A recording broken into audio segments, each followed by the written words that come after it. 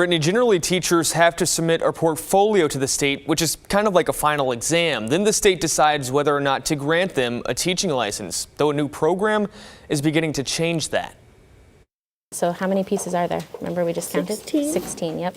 So Ever since Melissa Aranda was in 3rd grade, she wanted to teach. You have a lot of parts, right? So she went through an online program and got her master's.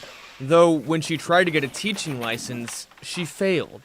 I kind of was defeated at that point. So instead, she took a job at Fernhill Elementary in the Forest Grove School District as a special education instructional assistant and stayed in that role for a decade. Though recently, that changed. But your first job is just going to cut out your fraction friend. Last year, Aranda enrolled in a residency program at Pacific University, which allows people to instead get their teaching license while working in the classroom.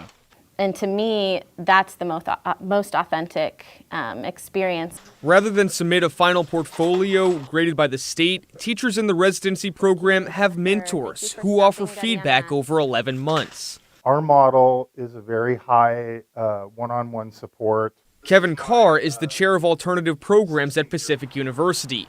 He says 50 teachers have already gained licensure through the program. And statewide, he says there are 2,100 teachers working on temporary licenses who still need a permanent teaching license. We have to broaden access to teaching professions to include a broader range of people. And the 4-year-old program comes at a time when many aren't going into teaching. There's not a bunch of people banging out the door to be a teacher.